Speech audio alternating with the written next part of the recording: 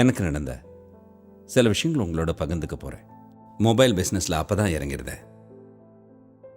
இந்த பிஸ்னஸில் இவ்வளோ வருஷம் ஆனதுக்கப்புறம் கூட உண்மையை சொல்லணும்னா மன நிம்மதி இல்லை. நிறைய வாட்டி யோசிச்சு பார்த்துருக்கேன், ஏன் என்னால் வெற்றி பெற முடியலன்னு. ஒவ்வொரு தடவையும் தோல்வியை சந்திக்கும் போதெல்லாம் நான் என்னையே எப்படியாவது சமாதானப்படுத்திக்குவேன். ஒருவேளை உண்மையை சந்திக்கக்கூடிய தைரியம் எனக்குள்ள இல்லையோ, இல்லைன்னா அது என்னன்னே புரியல. ஆனா அது எவ்வளவு நாளைக்கு போகும்? எவ்வளவு நாள் வரைக்கும் எனக்கு நானே பொய் சொல்லிட்டு இருப்பேன், என்ன நானே ஏமாத்திட்டு இருப்பேன்? அப்புறம் முடிவு பண்ணேன், இன்னைக்கு சொல்லிடணும்னு. உங்க எல்லார்கிட்டையும், ரொம்ப முக்கியமா எனக்கு நானே சொல்லிக்கணும். என்ன மாதிரி இன்னும் நிறைய பேர் இந்த மாதிரி இந்த மொபைல் பிசினஸ்குள்ள வந்தாங்க. ஆனா பிசினஸோட ஒரு ஐடியாவும் இல்லை அவங்களுக்கு. ஒரு கடையை எடுத்தாங்க, வெளியே பெரிய பிராண்ட் போர்டு கொடுத்தாங்க, கவுண்டர் கொடுத்தாங்க, டிஸ்ட்ரிபியூட்டர் கடன்ல சரக்கு கொடுத்தாரு, என்னுடைய பிசினஸ் ஸ்டார்ட் ஆயிடுச்சு. என்ன மாதிரி நிறைய ரீட்டைல் நண்பர்கள் இந்த டீல்ல ரொம்ப சந்தோஷமா இருந்தாங்க. சாமானம் வருது, கவுண்டர்ல விக்குது. ஆனா பிசினஸ் ப்ராஃபிட்ல நடக்குதா லாஸ்ல நடக்குதான்னு யாருமே யோசிச்சதா தெரியல.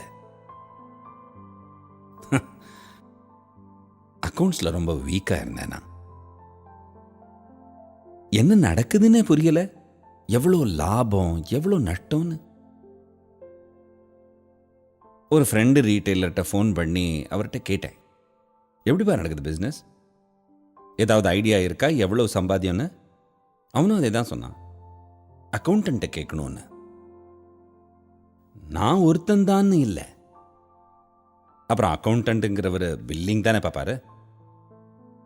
எந்த ஒரு சிஸ்டமுமே இல்லை நான் தெரிஞ்சுக்கிறதுக்கு நான் என்ன சம்பாதிச்சேன், என்ன இழந்தேன்னு, என்ன கடன்ல வந்தது, என்ன போச்சுன்னு. டிஸ்ட்ரிபியூட்டர் கூட கிளைம்ஸை எப்பவுமே டேலி பண்ணல. Price drops, schemes, spikes, and என்னால் எப்பவுமே எந்த சிஸ்டமுமே பண்ண முடியல. முழுக்க பிளாங்க். கண்ணு முன்னால எல்லாமே இருட்டா இருந்தது. இதெல்லாம் நினைச்சு ஆனா கனவுகள் ரொம்ப பெருசு. ஆனா எக்ஸ்பீரியன்ஸ் கொஞ்சம் கூட இல்லை. இந்த லைன்ல ஜீரோ. பஸ் ஒவ்வொரு நாளைக்கும் மொபைல் மேல மொபைல் வித்துக்கிட்டே இருக்கணும். ஆனா ப்ராஃபிட் என்னங்கிறத பார்க்கறதுக்கு தோணவே இல்லை. மற்றவங்களோட முன்னால இருக்கேன்னு காட்டிக்கணும் எனக்கு. இந்த இருட்டு பாதையில ரொம்பவே நஷ்டத்தை சந்திச்சிட்டேன். என்னுடைய சொந்த பிசினஸ்ல நானே எனக்கு எதிரி ஆயிட்டேன். ஏதாவது புதிய பிராண்ட் வந்துருச்சுன்னா அந்த சாமானம் உடனே என் கடையில இருந்தாகணும். ஆனா இந்த பிராண்டோட ஃபியூச்சர் பிளான்ஸ் என்ன, சர்வீஸ் பாலிசி என்ன, பிரைஸ் டிராப் பாலிசி என்ன, இதை பத்தி எல்லாம் எந்த இன்ஃபர்மேஷனுமே நான் தெரிஞ்சுக்க முயற்சியே பண்ணல. எனக்கு தெரிய வேண்டிய விஷயம்லாம் ஒன்னே ஒண்ணுதான், கடன் எவ்வளவு நாளைக்கு கிடைக்கும். அப்புறம் என்னுடைய மார்ஜின் என்னுடைய பக்கத்து ரீட்டைலர் விட ஜாஸ்தியா இருக்கா. என்னுடைய புதிய பிசினஸ் பாலிசி ஆயிடுத்து. நீண்ட கடன், ப்ராஃபிட் சம்பாதிக்கிறதுக்கு அவசியம் தேவை. இப்படி யோசிச்சேன்னா, ஆனா இது சரியான சிந்தனையா? டார்கெட்ஸும் ஸ்கீம்ஸும் அச்சீவ் பண்ணுங்கிற பிடிவாதத்தில் என்னுடைய பர்ச்சேஸை பத்தி நான் கவனிக்கவே இல்லை. ஒரு பைத்தியக்காரனா இருந்தேன். பக்கத்து கடைக்காரனை விட என்னுடைய வியாபாரம் ஜாஸ்தியா இருக்கணும்னு நினைச்சேன். டெய்லி புதிய பிராண்ட்ஸ் வந்தது, ப்ரமோட்டர்ஸை நம்பி இருந்தேன் என் கடை பர்ச்சேஸுக்காக. ஒரு கண்ட்ரோலும் இல்லை என் பர்ச்சேஸ் மேல. ஒரு ஐடியாவுமே இல்லை என் தகுதிக்கு மீறின ஐட்டத்தை ஸ்டாக் பண்ணிருக்கேன்னு. ஸ்டாக் தங்கி போச்சு, ஜாஸ்தியும் ஆக ஆரம்பிச்சிருச்சு. எவ்வளோ டெட் ஸ்டாக் ஆயிடுது தெரியுமா? இந்த பிடிவாதத்தினால ஒண்ணுமே புரியல. காம்படிஷன் இந்த புதிய பிசினஸ் உடைய அஸ்திவாரத்தை ஆட்டி வச்சிருச்சு. ப்ராஃபிட் வந்ததோ இல்லையோ, கஸ்டமர் வெறும்னு திரும்பி போக கூடாது. இந்த ஓட்டத்துல ஆக்சசரிஸ் வித்து 4 காசு சம்பாதிச்சு வச்சிருந்தோம், அது கூட ஃப்ரீயா கொடுத்த மாதிரி ஆயிடுச்சு. ஆனா பிரதர், இந்த ஆக்சசரிஸ் எல்லாம் சும்மா ஒன்றும் கிடைக்கலையே. புதிய பிராண்ட்ஸோட புதிய ப்ராடக்ட்ஸும் வந்துட்டு மொபைல் இன்சூரன்ஸும் விற்க ஆரம்பிச்சிட்டோம். ஒரு பேக்ரவுண்ட் செக்கிங்கும் இல்லை. 50-60% மார்ஜின். அப்புறம் மொபைலை விட இன்சூரன்ஸ்ல அதிக கவனம். ஆனா அப்புறம் ராவோட ராவா சடனா இந்த இன்சூரன்ஸ் கம்பெனி எல்லாம் ஓடியே போயிட்டாங்க. ஆனா கஸ்டமர் ஏன் தலைமையில ஏறி உட்காண்டாங்க சர்வீஸ்க்காக. நஷ்டத்துக்கு மேல நஷ்டம் ஆக ஆரம்பிச்சிச்சு. என்னுடைய கேரண்டிலையும் ஃபேஸ் வேல்யூலையும் மாற தட்டிட்டு மொபைலை வித்திருந்தேன். என் கடையோட மானத்தை காப்பாத்துறதுக்காக என் பாக்கெட்லேருந்து பைசா செலவழிச்சு சர்வீஸ் கொடுக்க வேண்டியிருந்தது. சில பேருக்கு பைசாவை கொடுத்தேன், சில பேருக்கு புதிய மொபைல். எவ்வளவு சம்பாதிச்சோமோ அதுல இருந்து 2 மடங்கு 3 மடங்கு நஷ்டத்தை சந்திச்சேன். எவ்வளோ பிராண்ட்ஸோ அவ்வளோ மொபைல்ஸ், அவ்வளவுத்துக்கும் ஆக்சசரிஸ். இந்த பாரம் ஒரு பக்கம் வளர என்னுடைய இன்வெஸ்ட்மெண்ட்ஸ் எல்லாம் நெகட்டிவ் ஆக ஆரம்பிச்சிச்சு. என் ஸ்டாக் வேல்யூ வரவுக்கு மீறினதாயிடுது. டிஸ்ட்ரிபியூட்டர் இருந்து கடன், பேங்க்ல இருந்து கடன் என் கடைக்கு கிடைச்சது, எனக்கு இல்ல. ஆனா நான் என்னுடைய கம்பெனியோடைய பைசாவை செலவு பண்ணிட்டேன். அவுட்ஸ்டாண்டிங்ஸ் ஜாஸ்தி, ஃபண்ட்ஸ் இல்ல. அப்புறம் என்ன, டிஸ்ட்ரிபியூட்டரும் நிறுத்தி நிறுத்தி ஸ்டாக் தர ஆரம்பிச்சான். அவனுடைய ஸ்டாஃப் கிட்ட கொஞ்சம் சௌக்கியமா பேசி இன்னும் டைம் வாங்கினேன். ரொம்பவே கடன் பட்டுட்டேன். நண்பர்கள்கிட்டையும் உறவினர்கள்கிட்டையும் இன்ட்ரெஸ்ட்டுக்கு பைசா வாங்கினேன். அந்த சமயத்துல பிசினஸ் நடக்கணுங்கிறதுக்காக எல்லாமோ பண்ணினேன். நினைச்சு பார்க்காததெல்லாம் பண்ணேன். என்ன மேனேஜ் பண்றதே எனக்கு ரொம்ப கஷ்டமாக இருந்தது. தினமும் எப்போவாது வேட், எப்போவாது இன்கம் டாக்ஸ் பிரச்சனை, இல்லைன்னா எப்போவாது ஒரு கோர்ட்டோட பிரச்சனை. தினைக்கும் இந்த மாதிரி ஏதாவது ஒரு பிரச்சனை இருந்தது. கம்பெனிக்காரங்களோட ஏதாவது ஒரு மீட்டிங் பண்ணிட்டே இருந்தேன். கடைக்குன்னு பார்த்தா டைமே இருக்கல எனக்கு. இந்த கடனான வாழ்க்கையில் பிராண்ட்ஸுடைய டார்கெட்ஸுடைய ப்ரெஷர்ஸ்ல கடன் எடுத்தவே கவனம் இல்லை எனக்கு. எந்த பிராண்டை எங்க பொசிஷன் பண்ணணும், எப்படி டிஸ்பிளே கொடுக்கணும், இதெல்லாம் யோசிக்கவே டைம் இல்லை. பஸ் எவன் கடன் கொடுத்தானோ அவனோட சாமானத்தை விற்கணும். பர்ச்சேஸோட சேர்ந்து சேல்ஸ் மேலேயும் என்னோட எந்த கண்ட்ரோலும் இருக்கல. ஏன்னா என்னோட கடையில் ப்ரமோட்டர்ஸ் என்னோட ஸ்டாஃபா இருக்கல. கோவமும் நிறைய வந்தது. ஏன்னா என்னோட பிசினஸ்ல நான் சொல்றது எதுவுமே நடக்கல, ஒரு கண்ட்ரோலும் இருக்கல. எங்கேயோ என்னோட எண்ணத்துக்குள்ள இவங்களை விட்டா என்னுடைய பிசினஸ் நடத்துறதுக்கு ஆளே இல்லைன்னு தோண ஆரம்பிச்சிடுச்சு. என் பிசினஸ்ல இவ்வளவு சேலரியோட பலுவை என்னால ஏத்துக்க முடியல. எவ்வளவுக்கு எவ்வளவு இவங்களை நம்பிட்டு இருந்தேனோ அவ்வளவுக்கு ஆதரவற்றவனா இருந்தேன். என் கடையில மொபைல் வித்துட்டு இருந்தது. பிராண்ட்ஸோட டார்கெட்ஸும் அச்சீவ் ஆயிட்டு இருந்தது, ப்ரமோட்டர்ஸோட டார்கெட்டும் அச்சீவ் ஆயிட்டு இருந்தது. ஆனா என்னுடைய ப்ராஃபிட்டை பத்தி எந்த பாலிசியும் எந்த சிந்தனையுமே இல்லை. எனக்குள்ளேயே இந்த ப்ரமோட்டர்ஸ் முன்னால நான் ரொம்ப ரொம்ப சாதாரணமானவனா தெரிஞ்சேன். ஆமா, இவங்களோட இன்சென்டிவ்ஸும் சேலரிஸும் என்னுடைய இன்கமோட ஜாஸ்தியா இருந்தது. என்ன தோணித்துனா, ஒருவேளை இவங்க எல்லாரும் என் பின்னால கை கொட்டி சிரிக்கிறாங்களோன்னு தோணித்து. உண்மையா சொல்றேன், இப்படிதான் நினைச்சேன். நான் என்னையும் என்னுடைய கடையையும் பயன்படுத்திக்கிறாங்களோன்னு நினைச்சேன். சேல்ஸ், பிராண்டிங், எலக்ட்ரிசிட்டி, வைஃபை, இன்னும் நிறைய. இத்தனைக்கு என்னுடைய கஸ்டமர்ஸுடைய டீடைல்ஸும். என்னுடைய பிசினஸ்ல சீக்ரெட் நீ எதுவுமே இருக்கல. டர்ன் ஓவர் ஜாஸ்தியாச்சு. பிராண்ட்ஸோட சீனியர் மேனேஜர்ஸ் வர ஆரம்பிச்சாங்க மார்க்கெட் விசிட்காக. ZSM, சேல்ஸ் ஹெட், CEO ரொம்ப நல்லா இருந்தது. எல்லாருமே வாவா என்ன வந்து பார்க்கறாங்கன்னு நினைக்கிற போது பிசினஸ் பத்தி பேசினாங்க, பிராண்டோட ஷேர் இன்க்ரீஸ் பண்றதை பத்தி பேசினாங்க. ஆனா என்னுடைய ப்ராப்ளம்ஸ், என்னுடைய ப்ராஃபிட்ஸை பத்தி யாருக்குமே அக்கறை இல்லை. நான் ப்ரொஃபஷனலும் இல்லை பிசினஸை முழுக்க முழுக்க அண்டர்ஸ்டாண்ட் பண்ணிக்கிற அளவுக்கு. பார்ட்டிஸ் ரொம்ப பிடிச்சிருந்தது எனக்கு. ஏன்னா ட்ரிங்க்ஸ் ஃப்ரீ, ரொம்ப குடிச்சேன், ஜாலியா இருந்தேன். பெரிய பெரிய ஆளுங்களை மீட் பண்ணேன், போட்டோஸ் எடுத்துட்டேன், ஃபேஸ்புக்கில் போட்டேன். போதை ஏறிடுச்சு. என்னை பற்றி புகழ்ந்தாங்க வேற. ரொம்ப ஃபாரின் ட்ரிப்ஸ் வேற போயிட்டு வந்தேன். இந்த ட்ரிப்ஸில் ரொம்ப ஜாலியாக வேற இருந்தேன். இந்த ட்ரிப்ஸோட போதை ஏறின மாதிரி ஆயிடுச்சு. ஏன்னா free trips, free hotel stay எல்லாமே கிடைச்சது. ஆனா ஷாப்பிங் நான் பண்ணினேனே என்னுடைய சொந்த செலவுல. அப்படின்னா என்ன அர்த்தம்? செலவு அதிகமாச்சு. இந்த மாதிரி சுத்திர பழக்கத்தோட சேர்ந்து சக ரீட்டைலர்ஸ் மத்தியில என்னுடைய பந்தாவை வெளிப்படுத்துறதுக்காக டார்கெட்ஸை எப்படியெல்லாமோ கஷ்டப்பட்டு ரீச் பண்ணிட்டேன்.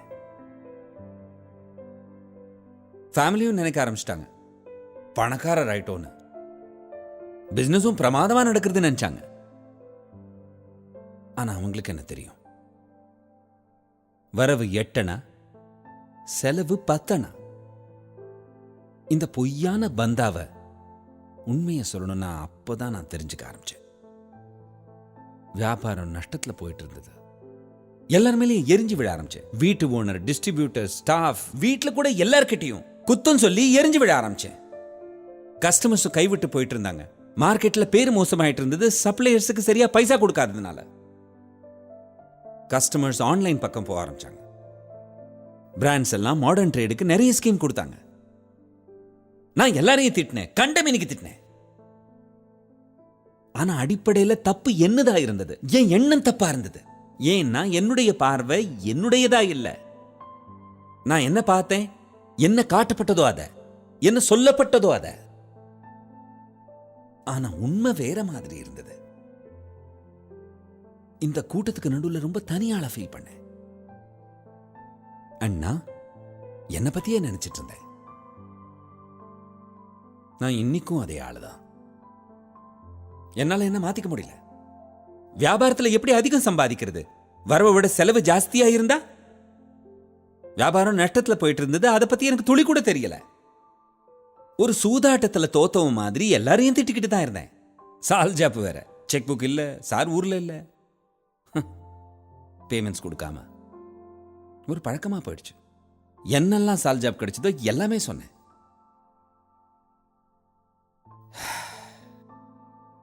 இந்த ஆன்லைன் வேற நம்ம கழுத்தை நெரிச்சிருச்சு. நம்ம பழைய கஸ்டமர் கூட கஸ்டமரா இல்லை. கடன்ல யார் வாங்கிட்டு போயிட்டு இருந்தாங்களோ அவங்களையும் காணோம். எல்லாமே உடைஞ்சு போச்சு. ஆன்லைன்ல ஏற்பட்ட குருட்டு டிமாண்ட்னால நிலைமை எப்படி ஆயிடுச்சுன்னா, சில ஐட்டம்ஸை கிரே மார்க்கெட்ல இருந்து வாங்கி ஆன்லைன்ல இருந்து வாங்கி விற்க வேண்டிய நிலைமை ஆயிடுச்சு. பயமாவும் இருந்தது, அவசியமாவும் இருந்தது, உண்மையை சொல்லணும்னா கட்டாயமாவும் இருந்தது. இதுவரைக்கும் எல்லாமே தப்பா தான் பண்ணிட்டு இருந்தேன்னு புரிஞ்சுது. ஆனா தனியாளா இருந்து நான் என்னதான் பண்ண முடியும்? மார்க்கெட்டோட நிலைமையே ஒரு மாதிரியா இருந்தது. டாக்ஸ் டிபார்ட்மெண்ட்டை நினைச்சா உள்ளுக்குள்ளேயே ஒரு பீதி மாதிரி இருந்தது. ப்ரமோட்டர்ஸ் டிஎல் ஆயிட்டு இருந்தாங்க. பிராண்ட் எல்லாம் முன்னுக்கு போயிட்டே இருந்தது. மொபைல் இண்டஸ்ட்ரி எங்கிருந்து எங்க போயிடுச்சு. ஆனா நான் மட்டும் ஒரே இடத்துல அங்கேயே நின்னுட்டு இருந்தேன். என்னுடைய வாழ்க்கை எப்படியெல்லாம் மாறி போச்சு. சரியான பிசினஸ்ல தான் இருக்கேனா இல்லையான்னு தோண ஆரம்பிச்சிடுச்சு. எனக்கு இந்த பிசினஸ் பிடிக்கல. வேற ஏதாவது பிசினஸ் பண்ண முடியுமான்னு கூட எனக்கு தெரியல. இப்படிதான் நடக்குது வாழ்க்கையில. நாம நினைக்கிறது ஒண்ணு, நடக்கிறது ஒண்ணு. என்ன நினைக்கிறோம், ஒரு நாள் நல்லா வாழ்ந்துருவோன்னு. ஆனா அந்த நாள் வரதே இல்லை. என்னைக்காவது ஒரு நாளைக்கு சரியா செஞ்சிருவோம்னு நினைக்கிறோம். ஆனா அந்த நாளும் வரதில்லை. நான் ஒரு நாள் ஒழுங்கா கடைக்கு போயிட்டேன்னா என்ன தோண ஆரம்பிக்குது தெரியுமா? நான் இல்லாம கடை ஒழுங்கா நடக்கவே நடக்காதுன்னு தோணுது. ரொம்ப லேட்டா வீட்டுக்கு வருது. சாப்பிட்டுக்கிட்டே அப்படியே சொக்கி போயிடுறேன். ஃபேமிலி கூட இப்பெல்லாம் வந்து குறைபட்டுக்கிறதே இல்லை. ஏன் பண்றதில்ல எனக்கு தெரியாது. ஆனா எனக்கு என் குறை தெரியுதே. மனுஷன் யார ரொம்ப நேசிக்கிறானோ அவங்க பேர்ல தான் அவன் கவனக்குறைவா இருக்கான். ஆனா ஏன்? நானே உருவாக்கின உலகத்துல தனியா இருக்கிறதா உணர்ந்தேன்.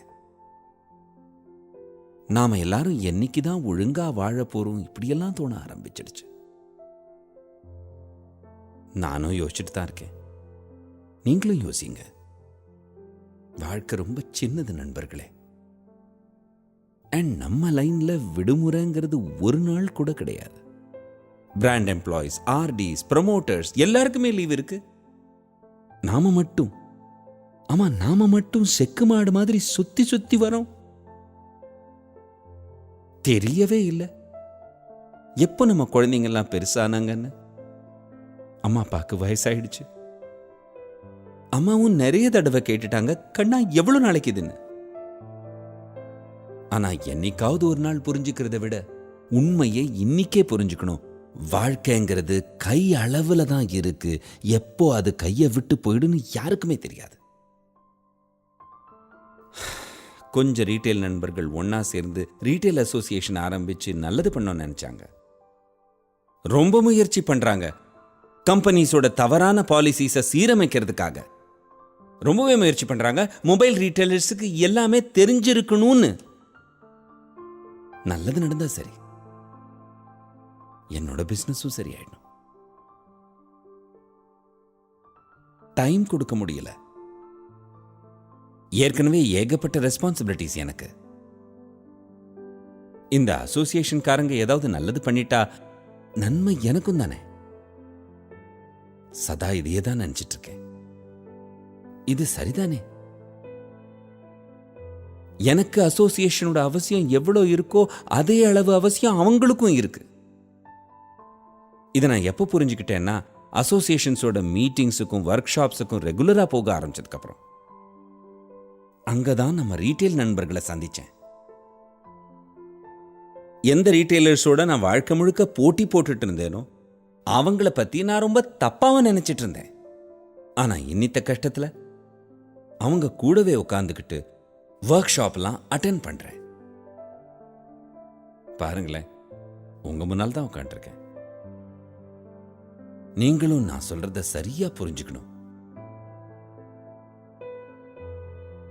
ஒவ்வொரு நாளும் வாழ்க்கையில புது புது விஷயங்களை பார்க்கிறோம். இது நான் அறிஞ்ச உண்மை. என் வாழ்க்கையில நடந்த பெரிய மாற்றம். ஆனா இப்போ ஒர்க் ஷாப் அட்டென்ட் பண்ணி சில விஷயங்கள் சரியா புரிஞ்சுது. என்னோட பிசினஸ சரியா எப்படி வழி நடத்தணும்னு புரிஞ்சுது. பிசினஸ் மட்டும் இல்ல, சரியான முறையில எப்படி வாழணும்னு தெரிஞ்சிட்டேன். என்ன நம்புங்க, தினமும் என்னுடைய பிசினஸோட கணக்கு வழக்குகளை பார்க்கிறேன். தினமும் எவ்வளவு ப்ராஃபிட் வந்ததுன்னு செக் பண்றேன்.